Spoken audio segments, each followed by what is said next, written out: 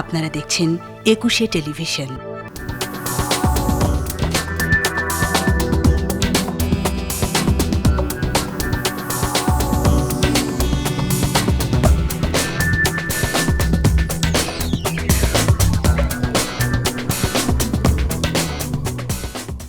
প্রিয় দর্শক, আমাদের নিয়মিত আয়োজন ২১-এর রাতে আপনাদের স্বাগত জানাচ্ছি। আপনারা অনুষ্ঠানটি একই সাথে সরাসরি দেখতে পাচ্ছেন আমাদের ফেসবুক পেজ www.facebook.com/2124 অনলাইনে। দর্শক, আজ আমরা আমাদের এই অনুষ্ঠানে রোহিঙ্গা সংকট নিয়ে আলোচনা করব।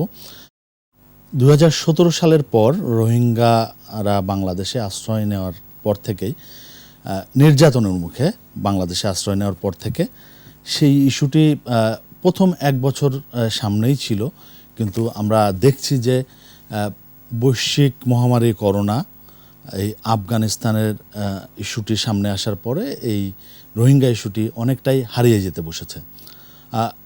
জাতিসংঘের সাধারণ অধিবেশন চলছে, সেখানেও এই ইস্যুটি খুব বেশি গুরুত্ব পাচ্ছে বলে আমরা মনে করছি না। রোহিঙ্গারা মূলত এই অবস্থায় আমাদের গলার কাটা হয়েই বিধে আছে। আসলে আমাদের করণীয় কি করতে হবে সামনের দিনগুলোতে, এই সংকট মোকাবেলা করব কিভাবে, এই সংকটের সমাধানটাই বা কিভাবে হবে, এসব ইস্যু নিয়ে আমরা আলোচনা করতে চাই আমাদের আজকের ২১-এর রাতে। আমাদের আজকের বিষয়, রোহিঙ্গারা কি এখন গলার কাটা। আমাদের আজকের অতিথি সাবেক রাষ্ট্রদূত ও সাবেক প্রধান তথ্য কমিশনার মোহাম্মদ জমির স্যার, আপনাকে স্বাগত জানাচ্ছি। আমাদের সাথে আছেন ফরিদ হোসেন, তিনি সিনিয়র সাংবাদিক এবং সংবাদ সংস্থা ইউএনবির উপদেষ্টা সম্পাদক।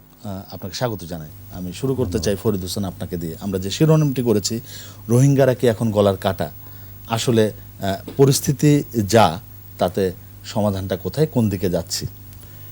না, আপনার শিরোনামের সঙ্গে দ্বিমত করার কোনো কারণ আমি দেখি না, কারণ এটা তো আমরা নানাভাবে বাংলাদেশ এদের দ্বারা এখন ক্ষতিগ্রস্ত হচ্ছে। আপনি জানেন যে এরা ২০১৭ সালের ২৫শে আগস্ট, আমার যদি মনে আছে, এরা আসতে শুরু করে এবং সেখানে এর আগে একটা ঘটনা ঘটেছিল। আরসা নামে একটি সংগঠন এবং ওখানকার কয়েকজন বলতে ১১ জনের মতো নিরাপত্তা বাহিনীর সদস্যদের উপরে একটা হামলা হয় এবং সেটাকে কেন্দ্র করে সেটা নিয়েও অনেক বিতর্ক আছে, সেটা তৈরি করা হয়েছিল কিনা বা সেটাকে একটা উপলক্ষ হিসেবে ধরা হয়েছিল, সেটাই কোনো ইস্যু করে সেটা ইস্যু করে এই কাজটা করা হবে। কারণ একটা জিনিস যেটা এখানে, যে আমাদের সেই দিন থেকে প্রথমত এর আগেও এরা, আমরা একটু পিছনে যাওয়াটা বোধহয় ভালো। রোহিঙ্গাদের আমরা যেটুকু আসার ব্যাপারটা, ইতিহাসটা আমরা জানি বা আমাদের বাংলাদেশের বেশিরভাগই জানে, তার চেয়েও কিন্তু অনেক অনেক আগের থেকেই রোহিঙ্গারা, এবং ব্রিটিশদের অংশও যখন ছিল, মিয়ানমার যখন বার্মা ছিল এবং আমরাও ছিলাম, এমনকি ৭৩-৭৪ সালেও আমরা যখন স্বাধীনতার পরে এই রোহিঙ্গারা কিন্তু বাংলাদেশে এসেছিল একটা বড় অংশ, বিভিন্ন সময়ে এই নির্যাতনের কারণেই। কারণ এদেরকে বার্মার স্বাধীনতার পর থেকে ৪৮ সালের পর থেকে কিন্তু মূলত যারা মগ বলা হয় বা বুদ্ধিস্ট যারা, তারা কিন্তু তাদেরকে নাগরিক হিসাবে স্বীকার করতো না। এবং এখানে আরেকটা জিনিস আছে, যেমন আপনি দেখবেন যে এটুকু বলা দরকার এই জন্য যে এই এখনকার মিয়ানমার কিন্তু রোহিঙ্গা শব্দটা ব্যবহার করে না এবং আমাদেরকেও বাধ্য করছে যাতে আমরা রোহিঙ্গা শব্দটা ব্যবহার না করি যখন আমরা চুক্তি করা হয় বা আপনার বিভিন্ন রকমের সরকারি আলাপ আলোচনায়। তার কারণ হচ্ছে যে রোহিঙ্গা এই শব্দটার উৎপত্তিও একটা ব্যাপার আছে। আরাকানের পুরো একদম ঐতিহাসিক নাম রোহাং, রোহাং থেকে রোহিঙ্গা, রোহিঙ্গা আ বা ইয়া, এটা থেকে মনে হয় যে ফ্রম অফ রোহাং, অর্থাৎ রোহিঙ্গার, এটা থেকে তারা এই ১৯৫০-এর দিকে রোহিঙ্গারা নিজেদেরকে এই এথনিক হিসাবে একটা রোহিঙ্গা তারা নিজেরাই বলতে শুরু করলো, কারণ এটা একটা রাজনৈতিক, যাই হোক, সেই জিনিস থেকে মিয়ানমারের যারা সংখ্যাগরিষ্ঠ বুদ্ধিস্ট মগ, সে যেই জায়গায় হোক না কেন, অংশ চিহই হোক এবং সামরিক জান্তারই হোক, কেউ কিন্তু এদেরকে, এমন এরা স্টেটলেস, এখন সিটিজেনশিপ নেই, যাই হোক, তারা এলো। এখন বাংলাদেশ সেই সময়ে এমন একটা অবস্থার মধ্যে ২০১৭ সালে আপনি জানেন যে সীমান্ত বন্ধ করে দিতে পারতো, সেটা করতে করেনি, কারণ মানবতাটা ছিল একটা বড় জিনিস। আমাদের প্রধানমন্ত্রী শেখ হাসিনা, তিনি মানবতার খাতিরে এই জিনিসটাকে একটা তাদেরকে আশ্রয় দিতে বাধ্য হলেন। আমি প্রথমে বলবো বাধ্য হলেন কি জন্য, এর কিছুদিন আগেও কিন্তু আমরা রোহিঙ্গাদেরকে আসতে দেব না এরকম একটা চিন্তা ভাবনা তখন ছিল। যেটা ছিল যে না 2-4 জন করে আসতো, কিন্তু এটা তো গণহত্যা এবং তাদেরকে জাতিগতভাবে নিধনের যে চেষ্টা, সেটার কারণে সেই কারণে আমাদের মাননীয় প্রধানমন্ত্রী মানবতার যে জায়গাটি সেই জায়গাটি তিনি দেখালেন। এবং তারপরে আরেকটা ব্যাপারও ছিল 2017, আপনি জানেন যে 2018 নির্বাচনের 1 বছর আগে এটা আমাদের কিন্তু আমাদের রাজনীতিরও, ঘরোয়া রাজনীতিরও একটা ব্যাপার ছিল। আপনি জানেন যে রোহিঙ্গারা যখন আসতে শুরু করলো বা তার আগে যখন একটু এই বাইতুল মুকাররমে সেই জামাত ইসলামী নতুনভাবে আবার কি বলে যে মিছিল করতে শুরু করলো, তারা এই রোহিঙ্গাদের সংহতি প্রকাশ করার এই নামে তারা আবার আসা শুরু করলো। তো সেটা একটা ব্যাপার ছিল, মানে আমাদের ঘরোয়া রাজনীতি তখনকার যে অবস্থা, ঘরোয়া বলতে আমাদের 2017 সালের একটা প্রেক্ষাপট, সেই সময় বিশ্ব নেতারাও এই জায়গা থেকে এসে আপনি যখন এলো তখন কিন্তু আমি সেই জিনিসটাতে একটু আসতে চাই যে সারাটা যেটা পাওয়া গেল আন্তর্জাতিকভাবে। আমার একটা চাকরি সূত্রে আমি তখন দিল্লি মিশনে আছি। আপনি জানেন যে এই ঘটনার পর থেকে যারা আসতে শুরু করলো, আমি আমার যে দিকটা দেখেছি, আমি আমাদের প্রেস উইং সেইটাতে আমাকে দিনে তখন 20-25 জন করে সাংবাদিককে বিচার দিতে হয়েছে, এবং আমাদের মিশনকে, এবং এমনকি আমরা রাতের পর্যন্ত কাজ করে সমস্ত মিশন কাজ করছে। সারা বিভিন্ন দেশ থেকে সাংবাদিকরা আসতে শুরু করলো, পশ্চিমা দেশের, ভারতীয়, জাপান, চীন না, চীনের ওখানে তারা আমাদের ওখানে যায় না, সিনহুয়া তারা এখানেই তাদের অফিস আছে। তো তারা আসতে শুরু করলো, সেই ফ্রান্স থেকে বলেন, সুইজারল্যান্ড থেকে বলেন, এবং এটার থেকে হচ্ছে যে তারা এসে যা অনেক লেখালেখি শুরু করলো, এবং খুব ভালো, মানে বাংলাদেশ যে এই একটা মানবতার খাতিরে তাদেরকে আশ্রয় দিয়েছে সেটা প্রশংসা করলো, এবং এমনও পর্যায়ে চলে গেল যে আমাদের প্রধানমন্ত্রীকে মাদার অফ হিউম্যানিটি এই পর্যায়েও আমরা সেখানে তাকে উপাধি হিসাবে দেওয়া হলো। সিএনএন, আমার এখনও মনে আছে, সিএনএন আমাদেরকে বারবার বলছিল যে আমরা একটু যাব, আমরা এমনভাবে করব যেটা ডকুমেন্টারি মতো করব, যে প্রধানমন্ত্রীকে নিয়ে আমরা সেখানে যাবেন, রোহিঙ্গাদের সাথে কথা বলছি ইত্যাদি। এবং আপনি তখন জানেন যে আমাদের প্রধানমন্ত্রী তখন বলেছিলেন যে আমরা যে তাদেরকে কিভাবে এত লোককে আমরা 7 লক্ষেরও বেশি তখন চলে এলো, আমরা ভরণ পোষণ করব। তিনি তখন শেখ রেহানা আমাদের তার একটা উদ্ধৃতি দিয়ে বলেছিলেন যে তাকে নিয়ে গিয়েছিলেন ওখানে, যে তাকে বলেছিলেন যে 16 কোটি মানুষকে তুমি খাওয়াতে পারছো, হ্যাঁ, আর 7 লক্ষ লোককে।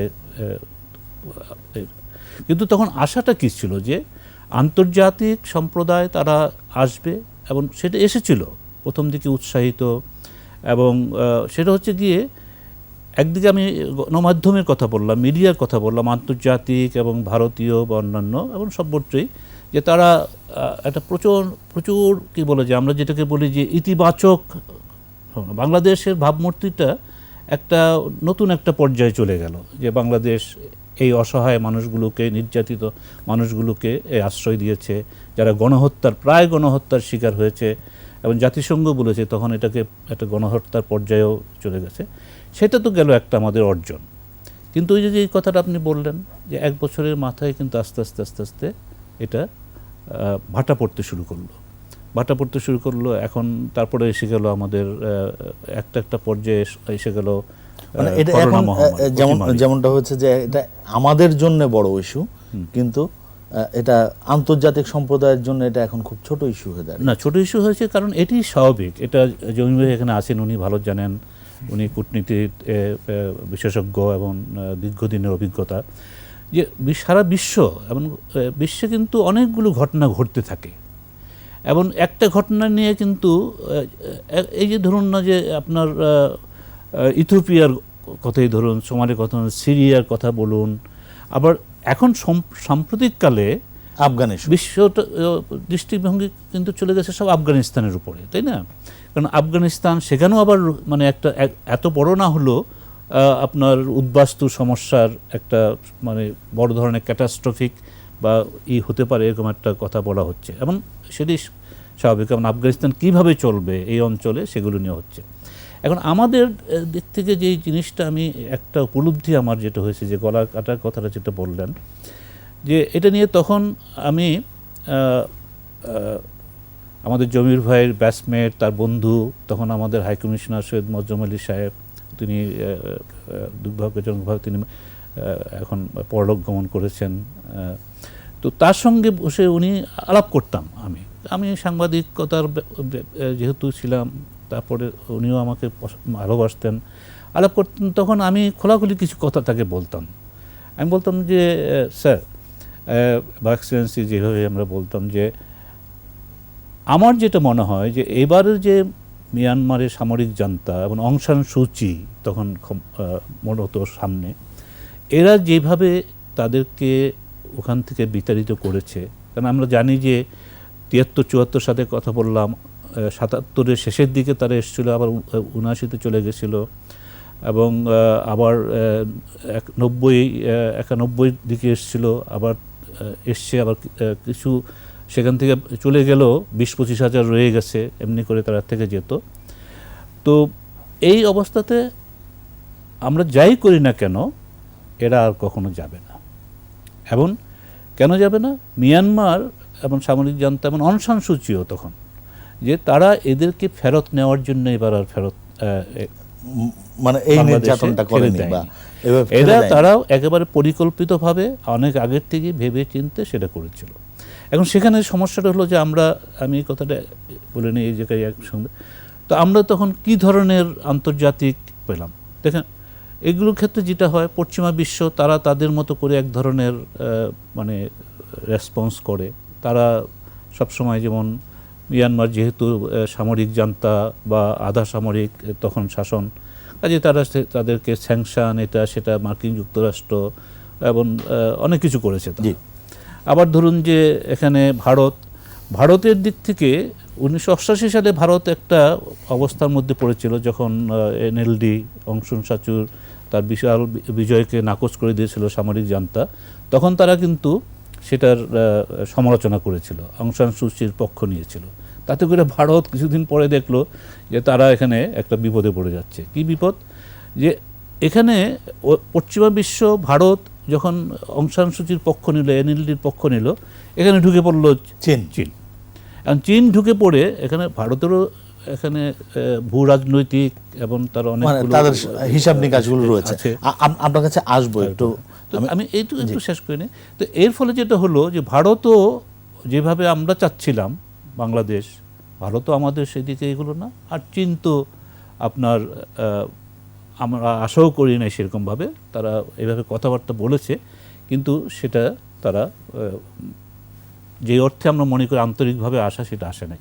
কাজে এরকম একটা পরিস্থিতিতে এখন এমন একটা অবস্থায় বিশ্ব আছে, এবং তার মধ্যে অতিমারি চলে এলো, করোনা, সব মিলিয়ে আমরা একটা কি বলা যায় যে আমাদের উপরে এরা চেপে বসলো, আমরা বাধ্য হলাম, আমরা একটা পর্যায়ে তাদেরকে সাদরে গ্রহণ করলাম। আমরা আমাদের মানবতার দিক থেকে বাংলাদেশ যেই তার যে জাতিগতভাবে তার বৈশিষ্ট্য, সেই দিক থেকে আমরা তাদেরকে গ্রহণ করলাম। কিন্তু সারা বিশ্ব যাদের উপরে আমাদের নির্ভরশীলতা, তারা আর এখন আমাদের এই ব্যাপারটাকে শুধু কিছু অর্থ দেওয়া, সেই তহবিলও দিনে দিনে কমবে। যেতে চাই জমি স্যারের কাছে। স্যার, আপনি আলোচনা শুনলেন, ফরিদ হোসেন বলছিল যে এদেরকে ফেরানো যাবে না, এরকম আলোচনা উনি করেছিলেন এর আগেও। সেই জায়গাটিতে আপনার কাছে আসতে চাই যে আসলে স্যার, এই রোহিঙ্গাদের ফেরানোর বিষয়ে কিছু পদক্ষেপ হয়েছে। চীন প্রথমে মিয়ানমারের সঙ্গে একটা আলোচনা হয়েছে, চীন যুক্ত হলো, তারপরেও কিন্তু আমরা পারিনি। এখন এই যে আন্তর্জাতিক বিশ্বের বা আন্তর্জাতিক যে গণমাধ্যমগুলো চোখ ফিরিয়ে নিচ্ছে এই ইস্যুতে, আসলে স্যার কোন দিকে যাচ্ছে? আমি বলি তোমাকে, এখন বুঝলি তো কেন বিস্তৃত আকারে আমি বললাম তাকে বলার জন্য। প্রথমে কারণটা হচ্ছে এই যে ভূ রাজনৈতিক প্রেক্ষাপট আছে, এর সঙ্গে দুটো জিনিস কিন্তু জড়িত। একটা মনে রাখতে হবে যে 25শে অগাস্ট থেকে তারা 2017 সালে এবারে তারা বর্ডার ক্রস করে ঢুকতে আরম্ভ করলো। তখন তোমার মনে আছে ফরিদ, সেই সময় কোফি আনান একটা কমিশন ছিল, আনান কমিশন, এবং সেই কোফি আনান কমিশন পুরনো বন্ধু আমার, মানে 1972 সালের অক্টোবর থেকে আমার বন্ধুত্ব দুজনের ছিল। কোফি আনান তখন একটা প্রস্তাবনা আকারে দিয়েছিল যে এই জিনিস যদি করো তোমরা, তাহলে একটা আশঙ্কা যেটা আছে তোমাদের মধ্যে, তোমাদের মাঝে একটা অস্থিতিশীল পরিবেশ সৃষ্টি হতে পারে, সেটা হয়তো নাও হতে পারে কমিশনের মানে। এবং 2017 সালে যখন 25শে অগাস্ট যখন হট্টগোলটা শুরু হলো এবং তারা অতিক্রম করে বর্ডার অতিক্রম করে চলে আসা শুরু করলো, তখন কিন্তু আমাদের মাননীয় প্রধানমন্ত্রী তখন ইউএন জেনারেল অ্যাসেম্বলিতে গিয়ে, তোমার মনে আছে বোধহয়, তিনি 5টা পয়েন্টে তিনি আবার কোফি আনানের সঙ্গে একমত হলেন এবং তিনি আশা প্রকাশ করলেন যে আমরা সবাই মিলে যদি এর সঙ্গে চেষ্টা করি, সচেষ্ট হই, তাহলে আমরা এই রোহিঙ্গা সমস্যার সমাধান। তিনি দাবি করেছিলেন যে আনান কমিশনের সুপারিশ বাস্তবায়ন করার। সম্পূর্ণ না, পাঁচটা বিশেষ করে আইডেন্টিফাই করে করলেন। আচ্ছা, না পয়েন্ট হলো যে আমি সেদিন দু একজন বিদেশি রাষ্ট্রদূত যারা ঢাকায় আছে তাদের সাথে বসে এক জায়গায় খেতে খেতে অনেকক্ষণ ধরে অনেক কিছু আলাপ করলাম। আমি তাদেরকে বললাম, তা আমাদের বিদেশি রাষ্ট্রদূত মানে বেশিরভাগ হচ্ছে সে পশ্চিমা রাষ্ট্রদূত। তা আমি তাদেরকে বললাম যে দেখো, তোমরা সব কিছুর মধ্যে একটা স্বার্থ খোঁজো, which is understandable. National interest, জাতীয় স্বার্থটার কারণেই তারা সব কিছু এগিয়ে দেখতে চায়। তো রোহিঙ্গাদের ব্যাপারে আমরা উই ওয়ার ডিসকাসিং আফগানিস্তান। আমরা তোমার আফগানিস্তান, তারা খুব আমাদের উপর একটুখানি আক্ষেপ করে বলল যে যখন তোমাদেরকে একজন আমাদের রাষ্ট্রদূত বলল যে তোমরা কিছু আফগানিস্তান থেকে শরণার্থী যাদেরকে আনার চেষ্টা করা হচ্ছে, তোমরা তাদেরকে জায়গা দিয়ে নাও, তোমরা সেটা বললে যে না, এটা কেন করলে? আমরা শরণার্থী তো আমরা একবার নিয়ে, তুমি বুঝতেই পারছো কি হচ্ছে রোহিঙ্গার ব্যাপার নিয়ে, সেই জিনিসটা 13 লাখ বহন করছে। হ্যাঁ, তা আমি বললাম যে তোমরা বরং একটা কাজ করো, তোমরা ওই যে প্লেনগুলো দিয়ে যেগুলো আফগানিস্তান থেকে বেরোচ্ছে, কাতারে হাজির হচ্ছে, সেইগুলো সব কটাকে নিয়ে যাও কানাডা আর আমেরিকায়। ওখানে প্রচুর জায়গা আছে, ওখানে জায়গা করে ওখানে ওদেরকে থাকতে দাও। 1 million more will be nothing. আমাদের এখান থেকেও রোহিঙ্গা যারা আছে তারাও বেশ ক্ষোভে ভুগছে। তোমরা বলছিলে যে ভাষাঞ্চরে তাদের স্থানান্তর করা শুরু হয়েছে। আরে বাবা, আমি তাও এটা বললাম, ভাষাঞ্চরে যে স্থানান্তর করা শুরু হয়েছে, তারা যেটুকু কষ্টের মধ্যে ছিল মিয়ানমারে, কিংবা যা ছিল তারা যেটুকু ক্যাম্পে বিভিন্ন কুটুলিয়া ক্যাম্প সামবে, তার চেয়ে অনেক ভালো জায়গা তো ওখানে আরামে আছে এখন। ওখানে শিক্ষা ব্যবস্থা হয়েছে, ওখানে স্বাস্থ্য ব্যবস্থা হয়েছে, ওখানে এত ঝড় হয়ে গেলে এত প্লাবন লোক কোনো পানি তো দেখা গেল না। So they are very happy. তারা এখন ওই জায়গাটা একটা, আমি তোমার প্রোগ্রামে লাস্ট টাইম বলেছিলাম যে ওরা যে গেছে ওখানে, that should have been a transit camp, ভাষাঞ্চল। এখন সেখানে ওরা স্থায়ী বসবাস করার প্রক্রিয়ার মধ্যে জড়িত হয়ে যাচ্ছে। নাও দ্য পয়েন্ট ইজ, এই যে জিও স্ট্র্যাটেজিক প্যারাডাইম যেটা আছে, সেই জিও স্ট্র্যাটেজিক প্যারাডাইমের মধ্যে 3টে জিনিস খুব গুরুত্বপূর্ণ, যেটা কালকে আমরা দেখলাম যখন জাতিসংঘের যে সাধারণ পরিষদের বক্তব্য দিচ্ছিলেন বিভিন্ন ব্যক্তিরা, তার মধ্যে প্রেসিডেন্ট বাইডেন, রাষ্ট্রপতি বাইডেন, তিনি বক্তৃতা দিলেন যে তিনি কিভাবে, তার আগে গুটারেস বক্তৃতা দিলেন, সেক্রেটারি জেনারেল। কিন্তু বাইডেন সাহেব, তাদের কাছ থেকে অনেকেই অনেক কিছু আশা করেছিল, যেহেতু ডোনাল্ড ট্রাম্পের সময় অনেক কিছু ঘটনা ঘটে যেটা কিনা আন্তর্জাতিক আইন এবং আন্তর্জাতিক প্রেক্ষাপটের প্রেক্ষিতে কোনো মতে গ্রহণযোগ্য নয়। অনেক কিছু উনি করেছেন ডোনাল্ড ট্রাম্প। কিন্তু বাইডেন সাহেবও যখন তার বক্তৃতায় বললেন আমরা সচেষ্ট আছি একটা স্থিতিশীল পরিবেশ সৃষ্টি করার জন্যে, আমরা আজকে খুব খুশি যে আমাদের এখন যুদ্ধ থেকে আমরা বিরত আছি, যুক্ত রাষ্ট্র, তাই না? আমার তখন উনি অনেককে নাম বলে দিলেন যে এই জায়গায় অস্থিতিশীল পরিবেশ আছে, সেখানে আমরা সচেষ্ট হব যাতে করে কিনা সেখানে স্থিতিশীলতা ফিরে আসে, ইত্যাদি ইত্যাদি। সেই প্রেক্ষিতে বলতে উনি প্যালেস্টাইনের কথা বললেন, যে প্যালেস্টাইন আমরা আশা করি যে 2 স্টেট থিওরি যেটা, সেইটাকে আমরা আশা করি যে ওনারা ফিরে আসবেন, সবাই মিলে এটা আমরা সচেষ্ট হব, সব কিছু বললেন, খুব ভালো কথা। কিন্তু যখন প্রেক্ষিত জিনিসটা ব্যাকড্রপ হয়ে গেল, সেই সময় উনি বেলারুসের সঙ্গে বার্মার কথা যোগ দিলেন। বেলারুসে কি ঘটনা ঘটছে সেটা হচ্ছে ভিজাভি Russia, and the support Russia is giving to Belarus with regard to the present president, controversial president in Belarus.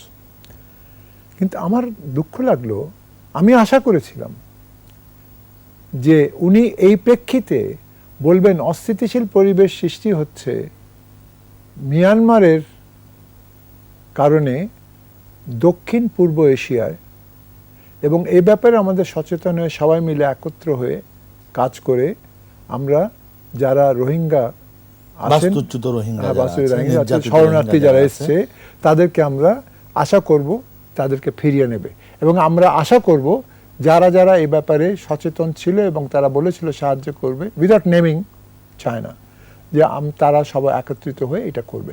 কারণ কথা হচ্ছে, ওইটা বলেননি উনি, কথা হচ্ছে যে আমাদের মাননীয় প্রধানমন্ত্রী উনি উল্লেখ করবেন ওনার বক্তৃতায় রোহিঙ্গাদের ব্যাপারে, উইচ ইজ কোয়াইট কারেক্ট।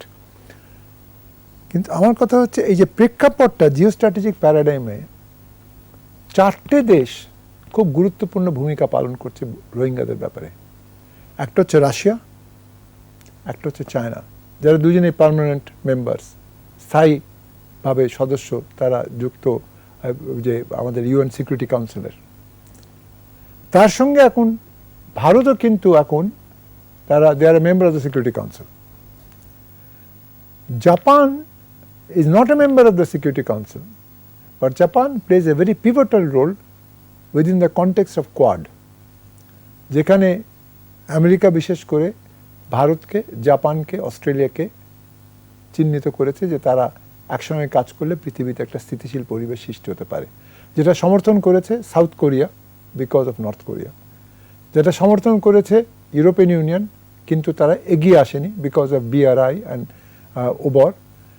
যুক্তরাজ্য আবার ওইটায় যোগাযোগ না করে কোয়াডে যুক্তরাজ্য কিন্তু অন্যভাবে তারা সম্পৃক্ত হয়েছে। আরেকটা যেটা হয়েছে, যেটা Australia, UK and US submarine, nuclear submarine নিয়ে যেটা হয়েছে ট্রানজ্যাকশনাল একটা জিনিস, সেটার মধ্যে অকাস না, UK US, UK US, আচ্ছা, Australia, UK and US. Now it has upset France because ফ্রান্সের সাথে $45 বিলিয়ন চীন বিরোধী জোট হিসেবে চিহ্নিত করেছে চীন, এবং তারা প্রতিক্রিয়াও দেখিয়েছে। এখন আমার কথা হচ্ছে যে পৃথিবীতে কয়েকটা ব্যাপারে জাতীয় স্বার্থ কিংবা সাবরিজিনাল স্বার্থ কিংবা উপ আঞ্চলিক কিংবা আঞ্চলিক স্বার্থ সেটাকে প্রাধান্য পাচ্ছে সর্বক্ষেত্রে, সবসময় পেয়েও এসছে। কিন্তু it is no longer a cold war, it is a, যেটাকে আমি কোট করে আমি লিখেছি একটা পত্রিকা, it is a transactional war, যেখান থেকে আমার পয়সা পেতে কষ্ট হবে, আমার কৃষি পণ্য পেতে কষ্ট হবে। স্যার, আপনি বলছিলেন যে বাইডেনের বক্তৃতায় খুব ছোট্ট একটা অংশ, না ওখানে রেফারেন্স নাই, তিনি বলেন নাই লিটারালি, কিন্তু যে তাদেরকে ফেরত নিতে হবে এই কথা তিনি বলেন নাই। কারণ হলো যে আমি বলি, কারণটা এখানে চীন এবং রাশিয়ার তাও একটা গুরুত্বপূর্ণ ভূমিকা না আমার কথা রয়েছে রোহিঙ্গাদের ইস্যুতে, সেই ভূমিকাও তো আমরা দেখতে পাচ্ছি পালন হচ্ছে না। এই যে চায়নার সাথে একটা ত্রিপক্ষিক একটা সম্পর্ক করা হয়েছিল, যে আমাদের বর্তমান পররাষ্ট্র মন্ত্রী উনিও সচেষ্ট হয়েছেন, সরকারও সচেষ্ট হয়েছে, যে চায়না, মিয়ানমার, বাংলাদেশ একত্রিত হয়ে একত্রে বসে যা কিছু করণীয় করবে। আমরা 7 লক্ষর বেশি লোকের নামও পাঠিয়েছি রোহিঙ্গা শরণার্থীদের, এবং তার মধ্যে 32,500 মতো মিয়ানমার বলেছে যে এদেরকে ফেরার সম্ভাবনা আছে, কিন্তু আমাদের কিছু হয়নি। কারণটা হলো, এখানে আমি বলছি, সেটা হচ্ছে আমি জিজ্ঞেস করলাম বিদেশি প্রতিনিধিদেরকে, রাষ্ট্রদূতদেরকে, তোমরা সারাক্ষণ খালি বক্তব্য দিচ্ছ যে, সেখানে ইউরোপিয়ান ইউনিয়নের মহিলাও ছিলেন যিনি চলে গেলেন কদিন আগে, উনি ট্রান্সফার হয়ে গেছেন, উনি চলে গেছেন, সারাক্ষণ বলছো ওখানে ডেমোক্রেসি বলতে আর কিছু রইল না, ওখানে আমাদের গণতান্ত্রিক প্রক্রিয়াটাকে আবার পুনঃপ্রতিষ্ঠা করতে হবে। অং সান সুচি ইলেকশনে জিতেছিল নভেম্বর মাসে, তাকে কু দিয়ে সরানো হলো কেন ফেব্রুয়ারি মাসে, ইত্যাদি ইত্যাদি। আমি বললাম যে গণহত্যা যে হলো, জেনোসাইড হওয়ার পরে ইন্টারন্যাশনাল কোর্ট অফ জাস্টিসে ICJ-তে যে চলছে, সেই জিনিসটা হেগে, সেখানে তো অং সান সুচি গিয়ে she never said a word against the army. She supported what the army had done.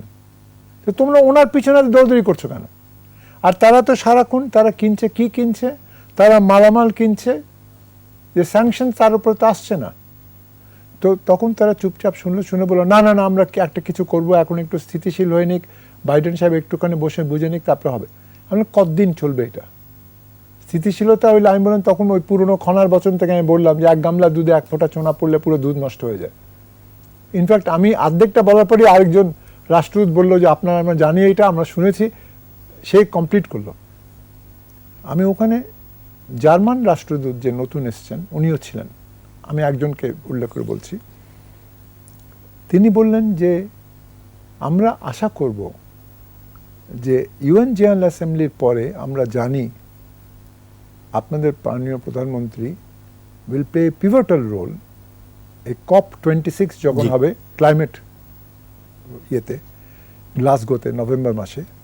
তা আমরা আশা করব বিটুইন নাও সেপ্টেম্বর আর নভেম্বর একটা আমাদের সবাই মিলে যদি চেষ্টা করি, European union, UK, USA, Canada, এবং কানাডা ইলেকশন ততদিনে শেষ হয়ে যাবে। মানে এখানে যদির একটা বিষয় না, আছে। ওই কানাডার ইলেকশন শেষ হবে, তারা বলছে যে কানাডা ইলেকশন শেষ, কিন্তু কত কানাডা তো আপনি বলছেন সেপ্টেম্বর থেকে নভেম্বরের মধ্যে যদি এই যদি একটু স্থিতিশীল হয়, কারণ বর্তমানে তো তাহলে আমরা আশার আলো দেখতে পাবো। অ্যাঙ্গেলা মার্কেল, আমরা একটা ছোট আমি এখানে এটা বলিনি, অ্যাঞ্জেলা মার্কেল কিন্তু ওর ইয়ে শেষ হয়ে যাচ্ছে, টার্ম শেষ হয়ে যাচ্ছে।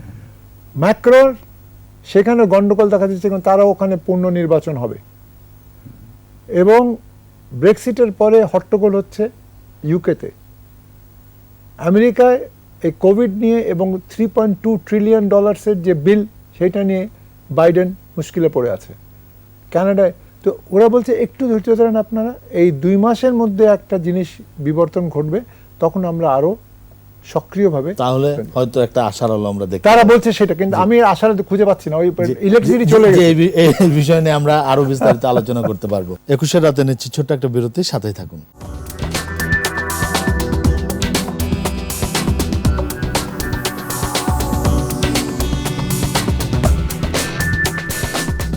দর্শক, 21 রাতে আবারও স্বাগত জানাচ্ছি। আমাদের আজকের আলোচনার বিষয় রোহিঙ্গারা কি এখন গলার কাঁটা। যেতে চাই ফরিদ হোসেনের কাছে। ফরিদ হোসেন, আপনি আলোচনা আমরা এগোচ্ছে, আমরা একটু সমাধানের জায়গাটা খুঁজে নিতে চাই।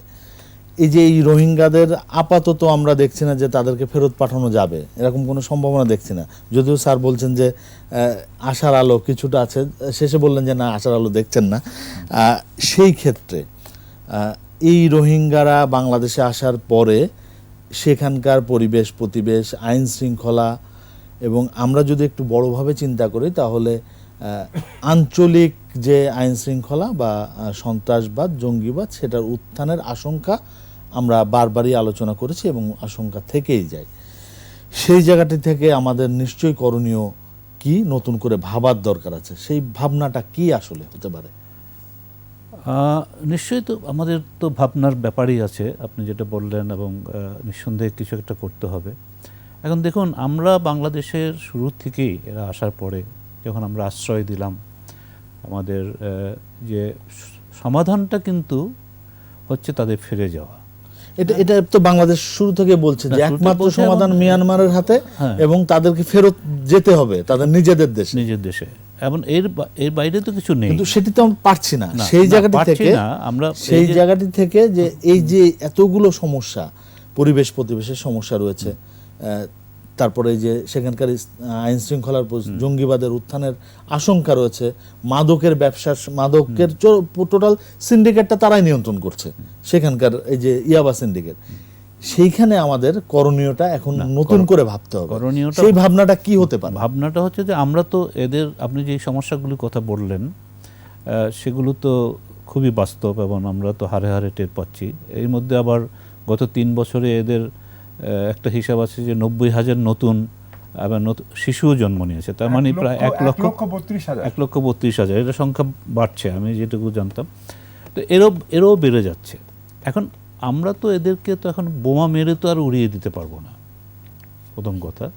দ্বিতীয় কথা হচ্ছে যে এইটা আপনাকে এখন আমাদের ভালো লাগুক বা না লাগুক, আমাদের যত কিছুই হোক না কেন, এটা মেনে নিতে হবে যে এরা থাকবে যতদিন পর্যন্ত না আমরা তাদেরকে আমরা যেভাবে চাচ্ছি, আন্তর্জাতিক অন্যান্য যারাও কিছু কিছু আছে চাচ্ছে সেখানে, যে তাদের যেতে হবে হচ্ছে তারা স্বেচ্ছায় যাবে, আগেও যেভাবে তারা গিয়েছে, এটা তো প্রথম কথা।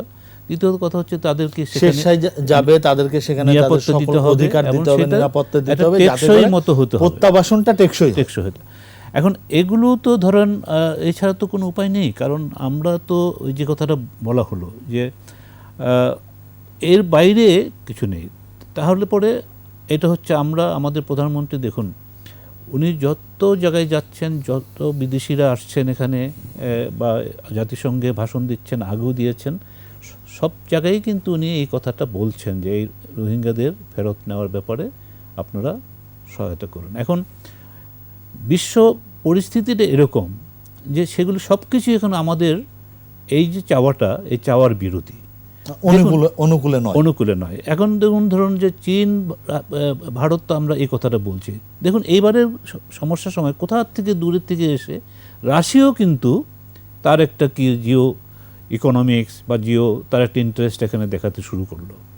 আবার দেখুন যে জাপান কিন্তু এখানে আবার কথাবার্তা বলছে না, এগুলো নিন্দা করছে না। জাপানদের সঙ্গে আবার রোহিঙ্গাদের একটা ঐতিহাসিক সমস্যা আছে।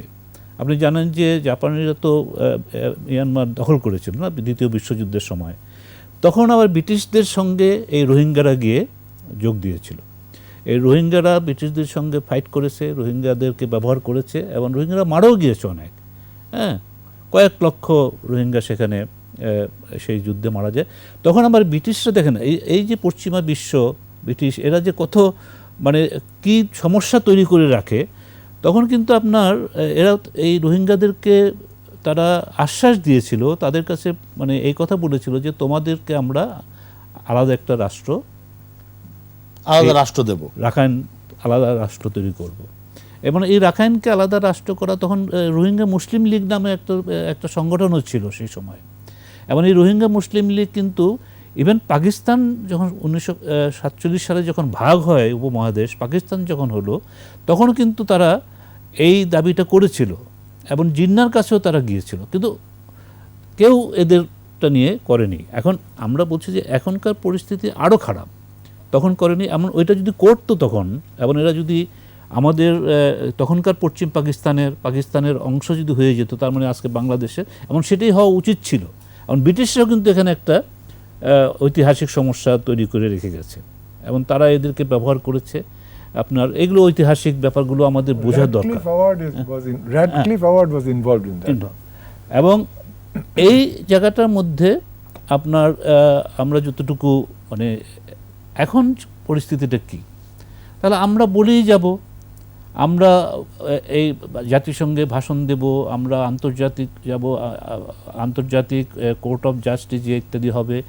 আরেকটা বড় সমস্যা এখন যেটা হয়ে গেল, যদিও এটাতে কোনো বড় ধরনের ফারাক হয়নি, এখন ফেব্রুয়ারি মাস থেকে তো আবার অং সান সুচিও নেই, যিনি থাকলেও কোনো লাভ হতো না, এবং নতুন করে সামরিক শাসন সেখানে। এখন রোহিঙ্গারা দেখুন, একটা জাতিগোষ্ঠীকে, রোহিঙ্গা তো এথনিক গ্রুপ, একটা জায়গার তারা সংখ্যাগরিষ্ঠরা, এবং সেই সংখ্যাগরিষ্ঠরা যদি সকলেই মিলে, এখন 135টা জাতিগোষ্ঠীকে আপনার এই মিয়ানমার স্বীকৃতি দিয়েছে, কিন্তু রোহিঙ্গারা সেখানে নেই। তাহলে পরে আপনি কি করে রোহিঙ্গারা সেখানে বাস করবে, কি করে তারা আপনি যাবে? আজকে দেখুন, একদিকে যেমন আমরা একটা চুক্তি করতে পারি, যেটা ত্রিপক্ষীয় 3 দফা চুক্তিটা হয়েছিল, কিন্তু সেই চুক্তিতে তো আন্তরিকতা ছিল না, কিন্তু এই চুক্তিতে তো রোহিঙ্গারও যাবে না। আমি সেই জন্য আমরা পারছি না, টেকসই প্রত্যাবর্তনের কথা বলছেন, এই টেকসই প্রত্যাবর্তন হচ্ছে না, এখন কবে হবে এটাও জানি না আমরা। সেই ক্ষেত্রে আমাদের যে নতুন করে কোনো ভাবনা দরকার, যে এই যে কতগুলো আশঙ্কার কথা বলছি, এই জায়গাটিতে আসলে ভাবনাটা কি হওয়া উচিত, আমরা ওই আশঙ্কাটা উড়িয়ে না দিয়ে তাদেরকে যতদিন বাংলাদেশে রাখা দরকার আমরা রাখছি, কিন্তু সেই ক্ষেত্রে যে আশঙ্কাগুলো আছে সেই জায়গাটি থেকে আসলে কি করা দরকার? আসলে নতুন কিছু করার ক্ষেত্রে যে আমাদের যে কূটনৈতিক চাপ তৈরি করা সেটা তো মানে আমাদের যেটা করার দরকার সেটাই করতে হবে।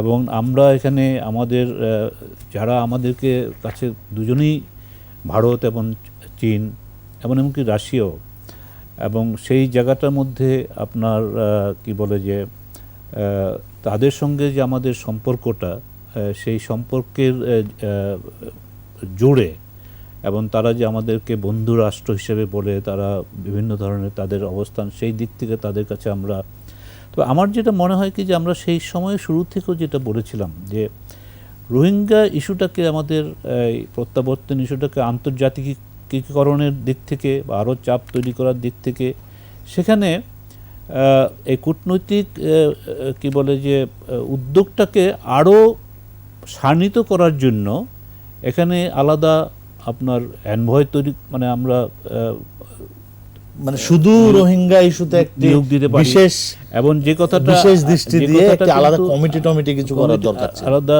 মানে আপনার কি বলে দূত তৈরি করা, যার কাজই হবে রোহিঙ্গা বিষয়ক এই বিষয়গুলো নিয়ে। কারণ এগুলোকে যদি আমরা এই বর্তমান পরিস্থিতিতে যদি চাঙ্গা না রাখতে পারি, শুধু কখনো কখনো হঠাৎ কি এলো আর আমি বললাম, এটা একটা প্রোঅ্যাক্টিভ আমাদের দিক থেকে এখন যেটা হয়েছে যে আমরা কিছুটা কূটনৈতিকভাবেও ঝিমিয়ে পড়েছি কিছুটা, বা একটু পিছনে আছি। কিন্তু এটাকে আরও প্রোঅ্যাক্টিভ করা, এবং সেই কথাটা কিন্তু জমির ভাই আমি ওই আবারও সেই পিছনে যাই, শুরুর দিকে কিন্তু আমি এই কথাটার একটা বলেছিলাম যে আমরা আমাদের ঘরোয়া বৈঠকে মোয়াজ্জেম আলী সাহেবের সঙ্গে যে ইত্যাদি, যে একটা আলাদা করে একজন দূত তৈরি করা যে শুধু এই রোহিঙ্গা বিষয়টা নিয়েই সারা বিশ্বে ঘুরবে। হ্যাঁ, এই যখন মোয়াজ্জেমের সাথে কথা উঠলো, মোয়াজ্জেমের আমি দুজনে বসে ঢাকায় আলোচনা করছিলাম এবং মোয়াজ্জেম আমার সাথে একমত হলো। কিন্তু আই সাজেস্টেড দিস, আমি বললাম যে এই জিনিসটা যদি না করা হয়, কারণ 2017 সালের পরে যখন ওই মাহমুদ আলী সাহেব সচেষ্ট হলেন, সব কিছু হলেন কিছু, তো এই পুরো জিনিসটা সার্বিকভাবে একটা বিশেষ দূত করলে, একটা স্পেশাল রাপোর্টার যেরকম হয়, special representative on Myanmar affairs, মানে সব সময় ফোকাসটা তার ফোকাস থাকবে, তাকে বিশেষত সব দিক থেকে সার্বিকভাবে সাহায্য দেওয়া হবে সরকারের পক্ষ থেকে, অল দ্য ভেরিয়াস।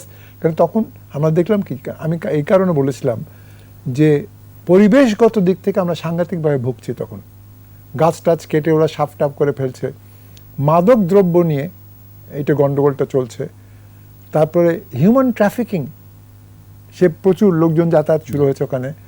তারপরে যেটা চতুর্থ হচ্ছে, ওখানের মধ্যে আগুন লাগছিল প্রায় ওদের ইয়েতে এবং ক্যাম্পে, এবং আইওএম আমার সাথে দেখা করতে আসলো, ইউএনডিপির এবং আইওএম দুজনেই। তাদেরকে আমি দুজনকেই বললাম যে তোমরা যে যা কিছু করছো, বলে আমরা কারো কাছে গিয়ে একটা বিশেষ যদি একটা প্ল্যাটফর্ম থাকতো, তাদের কাছে গিয়ে আমরা we could have an exchange, যে আমাদের এই সমস্যা, এইভাবে যদি আপনারা সাহায্য করেন তাহলে। এখন আইওএম এর ব্যাপারে কিছুটা করা হলো, কিন্তু ইউএনডিপি বলছে তারা অতটুকু পায়নি। এই সময় তোমার মনে আছে নিশ্চয়ই, বিদেশ থেকে অনেক গুরুত্বপূর্ণ ব্যক্তিরা আসলেন বেড়াতে। তখন এরডোগান আসলো, তার স্ত্রী আসলো, তারপরে বরিস জনসন তখন secretary of state, foreign secretary, সেও এসেছিল, বরিস জনসন, এরকম অনেকে আসলো। ওআইসির একটা এখানে একটা কনফারেন্স, ফরেন মিনিস্টার্স কনফারেন্স হলো। তো আমি তখন I was elected the member from Asia of the OIC Independent Human Rights Commission. সবই হলো। তখন সবাই বললো যে এই জিনিসটাকে যদি সার্বিক দিকে একটা কাঠামোগত দিক যদি না তৈরি করা হয়, যেখান থেকে অন্যরা তার সাথে যোগাযোগ করবে, জানবে যে একে যোগাযোগ করলেই আমাদের এই জিনিসটা ফোকাল পয়েন্ট হিসেবে ব্যবহার করা, আমাদের সমস্ত এনার্জিটাকে চ্যানেলাইজ করা যেতে পারে এক্স্যাক্টলি এর মাধ্যমে, এবং এটা মোর মানে অনেক বেশি ইফেক্টিভ হতো। এবং এই জিনিসটা তখন সেই সময় এখানে ইন্ডিয়ান হাই কমিশনের বর্তমান foreign secretary, Indian high commission, সে তখন এখানে ছিল। মানে আমরা আশা করব যে যদি আমাদের পররাষ্ট্র মন্ত্রণালয়ের দায়িত্বশীল ব্যক্তিরা এই আলোচনা শুনেন, তাহলে নিশ্চয়ই আপনার এই পরামর্শ এই আশাটি করতে চাই। স্যার, আপনার কাছে আরেকটি বিষয় জানতে চাই, যেটি আমি ফরিদ হোসেনের কাছেও জানতে চেয়েছিলাম, যে আসলে তো আমরা রোহিঙ্গাদেরকে খুব শিগগিরই ফেরাতে পারছি, এরকম কোনো কিছু আমরা দেখছি না, আপনিও আশার আলো দেখছেন না। সেই ক্ষেত্রে যে যে আশঙ্কাগুলো আমরা দেখছি, এই যে হিউম্যান ট্রাফিকিংয়ের কথা বলছেন বা জঙ্গিবাদের উত্থানের কথা বলছি, যে আশঙ্কা মাদকের বিস্তার, জঙ্গিবাদের উত্থান হলে সেই জঙ্গিবাদের আগুনেতে শুধু আমরা না, আমাদের আশেপাশের দেশগুলো পূর্বে। সেই জায়গাটি থেকে আমাদের আসলে ভাবনাটা যদি নতুন করে ভাবতে হয়, তাহলে কি ভাবনা ভাবা উচিত? না, আমাদের সব কিছু একটা জিনিস মনে রাখতে হবে, শরণার্থী হিসেবে যখন তারা আসছে, আমরা শরণার্থী বলছি না, না বাংলাদেশ। শরণার্থী আমরা রেফিউজি কনভেনশনের মেম্বার নই, we are not signatories of the refugee convention, সেখানে তাদের শরণার্থী বলি না আমরা। কিন্তু আমাদের মনে রাখতে হবে, রেফিউজি কনভেনশনের মেম্বার হই কি না হই, বর্তমানে তারা এখানে চলে এসছে, এবং তারা বর্তমানে এসছে কেন? তাদের উপরে যে অত্যাচারটা হয়েছে, সেই অত্যাচার থেকে তারা বাঁচতে এখানে পালিয়ে এসছে। এখন অনেকেই বলছে তাদেরকে কাজ করতে দাও, অনেকেই বলছে তোমরা তাদের জমি কেনার অধিকার দাও, জমি কেনার অধিকার দাও। শুধু তাই না, তারা বলছে তাদেরকে আইডি কার্ড দিয়ে দাও।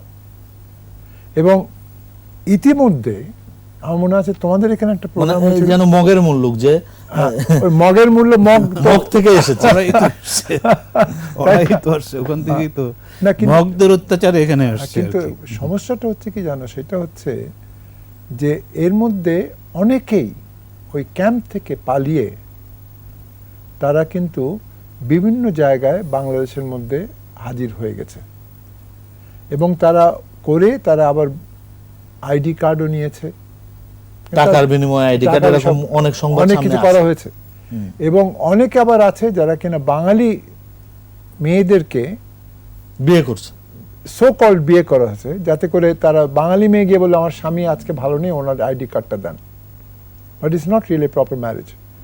আবার অনেকে এদের মধ্যে থেকে, যেটা আমি দেখেছি সৌদি আরেবিয়ায়, অনেকে এখান থেকে পালিয়ে ভারত হয়ে পাকিস্তানে ঢুকে, পাকিস্তান থেকে গোয়াদার থেকে তারা গেছে এবং শরণার্থী হিসেবে তারা ঢুকেছে সৌদি আরেবিয়া। এবং সৌদি আরেবিয়া প্রেজেন্টলি ওখানে প্রায় নিয়ারলি 1,31,000-এর মতো রোহিঙ্গা ব্যাকগ্রাউন্ডের লোক ওখানে অলরেডি আছে। শারজিল, আমি যখন ছিলাম সৌদি আরবিয়া, কেউ কেউ বলে 2 লক্ষ, না 1991, তার মধ্যে অনেকে ওখান থেকে চলে গেছে ইউএইতে, হ্যাঁ, ইউএইতে গেছে, কুয়েতে গেছে, কাতারে চলে গেছে, অনেকে ওখান থেকে নর্থের থেকে পালিয়ে গেছে। আমাদের মনে রাখতে হবে যে জিনিসটা, সেটা হচ্ছে রোহিঙ্গাদের ব্যাপারে ভাষাঞ্চলে নিয়ে গেছি আমরা, খুব ভালো কথা, কিন্তু আমাদের উচিত হবে এখন বলা, যারা কিনা IOM কাজ করছে, UNDP আছে, UNHCR আছে, ICRC আছে, তাদেরকে আমরা দেখো বাবা, আমরা অনেক করেছি, এরা তোমরা যদি মনে করো যে এখানে তাদের ভাষাঞ্চলে থাকলে তাদের অসুবিধা হচ্ছে, কিন্তু আমি একটা শব্দ ব্যবহার করি, তোমার এখানে ব্যবহার করেছিলাম আগে, সুবিধা অসুবিধা ছাড়া বেসুবিধা, যেটা আমি চয়ন করে আমি তৈরি করেছি।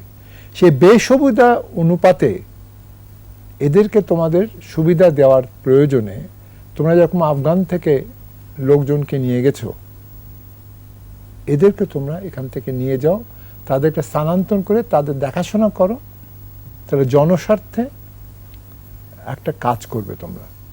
তো এই জিনিসটা আরো কঠিনভাবে কিন্তু আমাদের we should start doing it. ওই আশা করব হবে, তারপরে হবে না, এটা করলে হবে না। And the only way to do it, এটা তো গেল আন্তর্জাতিক, না, only way to do it is very simple. সেটা হচ্ছে, স্যার আমরা শেষের দিকে আমি বলি সেই জিনিসটা হচ্ছে যে স্যাংশন জিনিসটা, যেটা you must not have just sanctions যে 5টা জেনারেল কি 10টা জেনারেল, সেটাই তো হয়েছে, না, এগুলো করে তো হবে না। কোনো বড় অর্থনৈতিক স্যাংশন আমরা দেখিনি, না বড় অর্থনৈতিক না। আজকে যদি ফেলো করি মাখো তেল আমি কি তোমার পর, এই জিনিসটা খনার বচন আরেকটা, এই জিনিসটা অনুপাতে যদি বলা হয় যে কোনো রেমিটেন্সের টাকা, কোনো মিয়ানমারের লোক বিদেশে কাজ করতে পারবে না, রেমিটেন্সের টাকা দেশে আসবে না, কোনো ফাইন্যান্সিয়াল ট্রানজাকশন হবে না, এবং যারা কিনা পশ্চিমা দেশের এজেন্টস, যারা কিনা ওদের ওখান থেকে জেড আর পার্ল কিনছে, তুমি বোধহয় জানো না যেটা, সেটা হচ্ছে যে মনে করা হয় যে সাধারণত মিয়ানমারের পার ক্যাপিটা ইনকাম খুব বেশি নয়, আসলে তা নয়। ওরা জেড আর পার্ল এবং investment by the western bloc in Myanmar is so high যে ওখানে per capita income is almost 3.5 times that of Bangladesh. এবং সেটা করছে কি, ওরা সরাসরি ওই আর্মির লোকজনের কাছ থেকে জমি জমা কিনছে, ওখানে তারা যেখানে যেখানে পসিবলি জি। জেড আছে, যেখানে পার্ল আছে, সেখানে খনি থেকে জিনিসপত্র বের করছে এবং এতে। তো আমাদেরকে সার্বিকভাবে যদি আমরা সব স্তর মিলিয়ে না দেখি তাহলে কিন্তু এগোবে না। এবং ভারতের উচিত হবে, চীনের উচিত হবে একটু সহযোগিতা প্রদান করা, কেন উপাঞ্চলিক ক্ষেত্রে যদি অস্থিতিশীল হয়, it will also effect Bharat, it will also effect China. তারাও ভালো থাকবে না।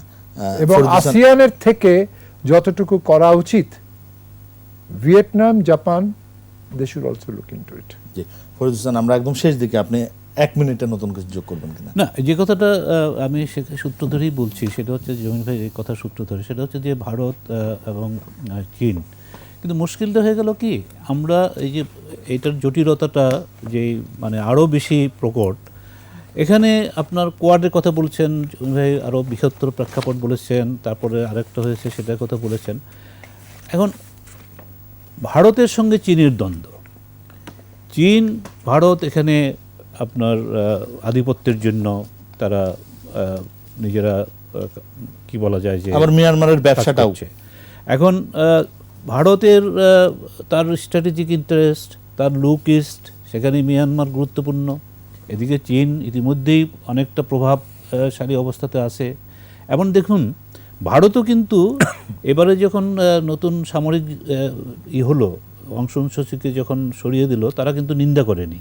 এমনকি তারা কিন্তু তারা যে হত্যাও শুরু করলো, প্রতিবাদ মানে যারা বিক্ষোভকারীদের উপরে গুলি বর্ষিত, সেটারও কিন্তু কোনো নিন্দা করেনি। খেয়াল করবেন, কিন্তু চীনও সেটা করেনি। এখন কিন্তু তারা কেন করেনি? যে ভারত এখন দেখছে যে আমি যদি এটা না করি, কিন্তু ভারতেরও বেশ কিছু প্রজেক্ট ওখানে আছে। একটা কালাদান মাল্টি মডাল প্রজেক্ট, একটা বড় ধরনের প্রজেক্ট আর কি, সেটা প্রায় মানে এগুচ্ছে 2023 সালের দিকে হয়তো তারা চিন্তা করছে বা আরও পিছিয়ে যেতে পারে। কিন্তু এই যে তাদের ইন্টারেস্টগুলো, এই ইন্টারেস্টগুলোর কারণে তারা ওখানে, এবং চীনকে ঠেকাতে হবে। তার ফলে যেটা দাঁড়াচ্ছে যে এখানে মাঝখানে কিন্তু চীনের সঙ্গে একটু সম্পর্ক খারাপ হচ্ছিল, চীন আবার নতুন করে সেখানে এসে আবার জেকে বসছে এই সুযোগ নিয়ে। কাজে আমরা যে অবস্থান, আমাদের যে বৈদেশিক নীতি, আমাদের সব কিছু মিলিয়ে যে আমরা শান্তিপ্রিয়, শান্তি চাই, আমরা কারোর সঙ্গে কোনো যুদ্ধ চাই না, বৈরিতা সম্পর্ক তো নাই, এগুলোর ক্ষেত্রে যে নীতিটা, যেটা সঠিক নীতি, বঙ্গবন্ধু আমাদের এই নীতির প্রবর্তক, তো সেখানে আমরা যে অবস্থাতে আছি আজকে, আপনি যে কথাটা বলেছিলেন যে আজকে মিয়ানমার আমাদের সঙ্গে এই অবস্থাটা করতে পারতো না যদি আমরা সামরিকভাবে আরও শক্তিশালী হতাম, আমরা যদি সেরকমভাবে তাদেরকে মানে ভয় দেখাতে পারতাম। সামরিক অর্থনৈতিকভাবে যদি অর্থনৈতিক তো আছেই, একটা অর্থনৈতিক তো আমরা উন্নতি হচ্ছি, কিন্তু আমরা এটাও জানি যে সেটাও একটা কিন্তু বড় ফ্যাক্টর যে অন্যান্য দেশগুলো। তো সেখানে এই সব মিলিয়ে আমাদের অবস্থানটা একটা জটিল অবস্থার মধ্যে পড়ে। একটা কথা আমি শুধু এখানে আমি একদম শেষ কথাটা বলিনি, ভাষান্তর হোক বা অন্য জায়গায় যাওয়া হোক, এটা করতেই হবে, কারণ এখানে কনজেশন ইত্যাদি, কিন্তু এমন কোনো বার্তা যাতে না দেওয়া হয় বিশ্বকে যে আমরা তাদেরকে স্থায়ীভাবে এখানে থাকার ব্যবস্থা করছি বা সেই রকমের সরাসরি হোক, মানে আমাদের দাবি একটাই, আমাদের সমস্যা করতে প্রস্তুত, সংকট সমাধানের পথ একটাই, যে তাদেরকে নিজের দেশে ফেরত যেতে হবে। এমন এরা রিফিউজি আমরা অফিসিয়ালি বলি বা না বলি, তাদেরকে কাজ দেওয়া, তাদেরকে আইডেন্টি কার্ড দেওয়া ইত্যাদি, কিন্তু অনেকটা যেন এরকম একটা পরিবেশ তৈরি হয়ে যাচ্ছে যে ভাষান্তরে গেলে পরে আমরা কিছুটা যে ওখানে তারা কিছু কাজ করে খেতে পারবে, এটা করে খেতে পারবে, ওটা করে খেতে পারবে তাদের ইত্যাদি, না, এগুলো কিন্তু ভুল বার্তা দিতে পারে, এটা আমার কাছে মনে হয়, এবং সেটা যাতে না হয়। যে আমরা নিশ্চয়ই আশা করব যে এই ভুল বার্তা যেন আন্তর্জাতিকভাবে আন্তর্জাতিক সম্প্রদায়ের কাছে না যায়, এবং রোহিঙ্গাদের একটা টেকসই প্রত্যাবাসন আমরা আশা করব।